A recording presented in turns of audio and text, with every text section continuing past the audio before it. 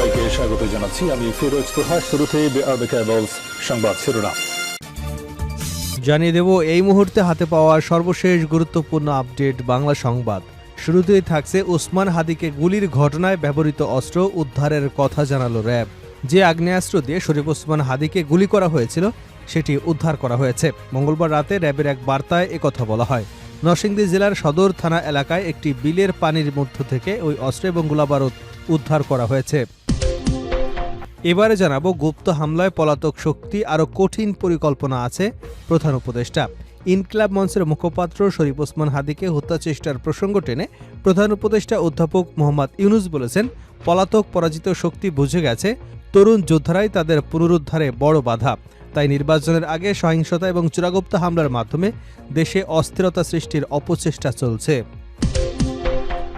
জানাবো সামনের সময় খুব সুবিধার নয়, সবাইকে ঐক্যবদ্ধ থাকতে হবে তারেক রহমান।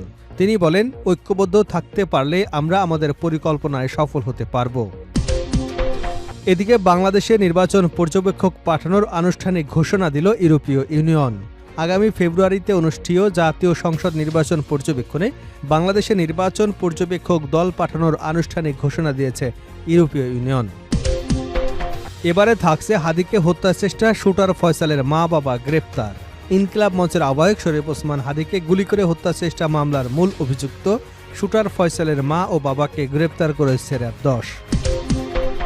এবং সর্বশেষ জানাবো আন্তর্জাতিক সংবাদ। সৌদি আরবে রেকর্ড 340 জনের মৃত্যুদণ্ড কার্যকর। সৌদি আরব এক বছরে সর্বাধিক সংখ্যক মৃত্যুদণ্ড কার্যকরের নতুন রেকর্ড করেছে। মঙ্গলবার বার্তা সংস্থা এএফপি এ খবর দিয়েছে। বার্তা সংস্থা এএফপির হিসাব অনুযায়ী চলতি বছরে এখন পর্যন্ত দেশটি 340 জনের মৃত্যুদণ্ড কার্যকর করেছে। সোমবার আরও 3 জনের মৃত্যুদণ্ড কার্যকরের কথা কর্তৃপক্ষ জানিয়েছে। এতক্ষণ শুনছিলেন সংবাদ শিরোনাম, এবার বিস্তারিত। প্রিয় দর্শক, আপনি যদি এই চ্যানেলে নতুন হয়ে থাকেন, ভিডিওটি দেখতে দেখতে চ্যানেলটি সাবস্ক্রাইব করে আমাদের সঙ্গে থাকুন।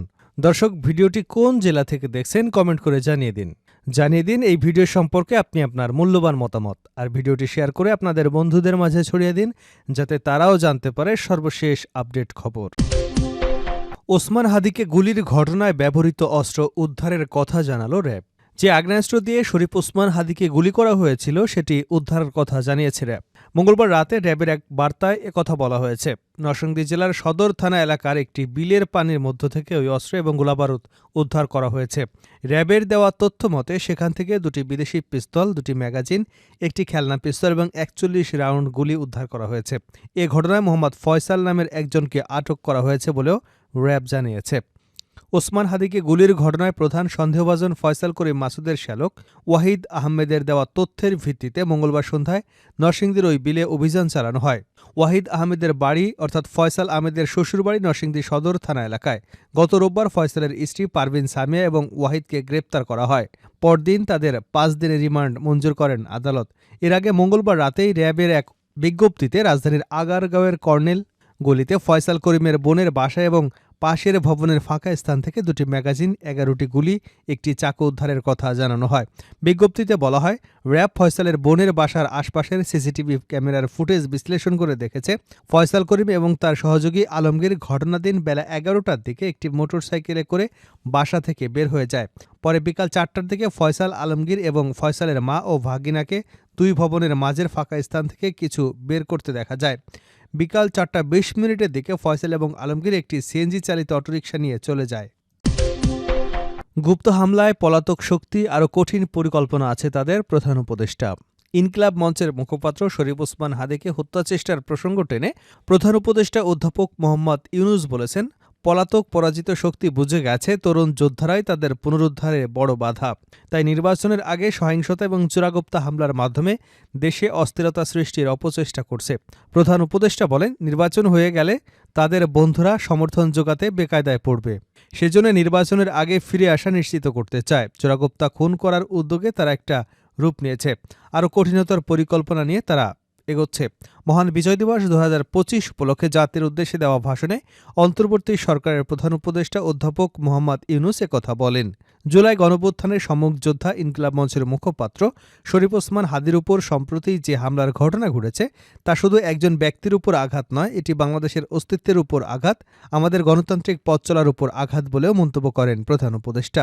ভাষণে তিনি বলেন, শরীফ ওসমান হাদি বর্তমানে সংকটাপন্ন অবস্থায় চিকিৎসাধীন। তার চিকিৎসা ও নিরাপত্তা নিশ্চিত করতে সরকার প্রয়োজনীয় ব্যবস্থা গ্রহণ করেছে। ইতিমধ্যে উন্নত চিকিৎসার জন্য তাকে সিঙ্গাপুরে পাঠানো হয়েছে। আপনারা তার জন্য মহান আল্লাহ তাআলার কাছে অন্তরের অন্তঃস্থল থেকে দোয়া করুন। সামনের সময় খুব সুবিধার নয়, সবাইকে ঐক্যবদ্ধ থাকতে হবে তারেক রহমান। বাংলাদেশ জাতীয়তাবাদী দলের ভারপ্রাপ্ত চেয়ারম্যান তারেক রহমান বলেছেন, সামনের সময় খুব সুবিধার নয়, সবাইকে ঐক্যবদ্ধ থাকতে হবে, আর ঐক্যবদ্ধ থাকতে পারলে আমরা আমাদের পরিকল্পনা সফল করতে পারব। লন্ডনে বাংলাদেশ সময় বুধবার মধ্যরাতে অনুষ্ঠিত সভায় তারেক রহমান আগামী নির্বাচনে জনগণের ভোটে নির্বাচিত হয়ে সরকার গঠন করার আশাবাদ ব্যক্ত করেন। তিনি বলেন, ইনশাল্লাহ আমি আগামী 25শে ডিসেম্বর দেশে ফিরে যাব। আপনাদের সঙ্গে দীর্ঘ প্রায় 18 বছর কাজ করেছি। তারেক রহমান আরও বলেন, সামনের পথ অসম্ভব কঠিন, কঠিন পথ পাড়ি দিতে হবে। অনেক সুন্দর কথা সুন্দর বলতে পারেন, কিন্তু আমাদের পরিকল্পনা গ্রহণ করতে হবে যদি কঠিন পথ পাড়ি দিতে চাই। উল্লেখ্য, তারেক রহমানের দেশে ফেরা নিয়ে বেশ কিছুদিন ধরে আলোচনা চলছে। সর্বশেষ দলের মহাসচিব মির্জা ফখরুল ইসলাম আলমগীর জানিয়েছিলেন, 25শে ডিসেম্বর দেশে ফিরছেন তারেক রহমান। বাংলাদেশে নির্বাচনে পর্যবেক্ষক পাঠানোর আনুষ্ঠানিক ঘোষণা ইইউর। আগামী ফেব্রুয়ারিতে অনুষ্ঠেয় জাতীয় সংসদ নির্বাচন পর্যবেক্ষণে বাংলাদেশ নির্বাচন পর্যবেক্ষক দল পাঠানোর আনুষ্ঠানিক ঘোষণা দিয়েছে ইউরোপীয় ইউনিয়ন। এ উপলক্ষে ইউরোপীয় পার্লামেন্টের সদস্য ইভার্স ইজাবসকে প্রধান পর্যবেক্ষক হিসেবে নিয়োগ দেওয়া হয়েছে। মঙ্গলবার প্রকাশিত ইইউর সংবাদ বিজ্ঞপ্তিতে এ তথ্য জানানো হয়েছে। এতে আরও বলা হয়, বাংলাদেশ সরকারের আনুষ্ঠানিক আমন্ত্রণের পরিপ্রেক্ষিতেই সিদ্ধান্ত নেওয়া হয়েছে। ইইউ জানিয়েছে, ইউরোপীয় কমিশনের উচ্চ প্রতিনিধি এবং ভাইস প্রেসিডেন্ট কাজা কালাস বাংলাদেশের আসন্ন জাতীয় সংসদ নির্বাচন পর্যবেক্ষণে পর্যবেক্ষক দল পাঠানোর সিদ্ধান্ত নিয়েছে।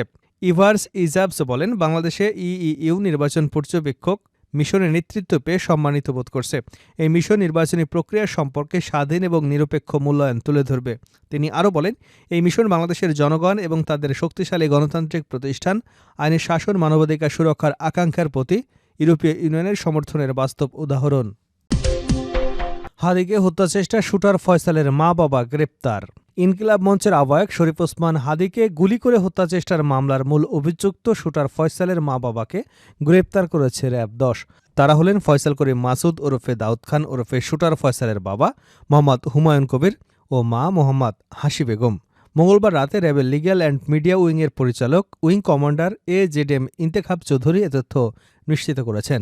তিনি বলেন, মঙ্গলবার ভোর 5:30টার দিকে র‍্যাব ১০-এর একটি দল গোয়েন্দা তথ্য বিশ্লেষণ করে আধুনিক প্রযুক্তির সহায়তায় ঢাকা জেলার দক্ষিণ কেরানীগঞ্জ থানার হাসনাবাদ হাউজিংয়ে বিশেষ অভিযান পরিচালনা করে। অভিযানে চাঞ্চল্যকর এই হত্যাচেষ্টার মামলার গুরুত্বপূর্ণ আসামি ফয়সালের বাবা ও মাকে গ্রেপ্তার করা হয়। তিনি জানান, ফয়সালের বাবা মাকে জিজ্ঞাসাবাদ চলছে। জিজ্ঞাসাবাদ শেষে থানা পুলিশের কাছে হস্তান্তর করা হবে। এর আগে ফয়সালের স্ত্রী বান্ধবী শ্যালক, হামলায় ব্যবহৃত মোটরসাইকেলের মালিক সন্দেহে একজন, সহযোগী কবির ও তাকে পাচারে সহায়তার অভিযোগে সীমান্ত থেকে 2 জনকে গ্রেপ্তার করা হয়। হাদিকে গুলি করে হত্যাচেষ্টার ঘটনায় পরিবারের সম্মতি নিয়ে রোববার রাতে পল্টন থানায় হত্যাচেষ্টার মামলাটি করেন ইনকিলাব মঞ্চের সদস্য সচিব আবদুল্লাহ আল জাবের। গত 12 ডিসেম্বর গণসংযোগের জন্য বিজয়নগর এলাকায় গিয়ে ওসমান হাদি হামলার শিকার হন। চলন্ত রিকশায় থাকা হাদিকে গুলি করেন চলন্ত মোটরসাইকেলের পেছনে বসে থাকা আতাতাই। গুলিটি লাগে হাদির মাথায়।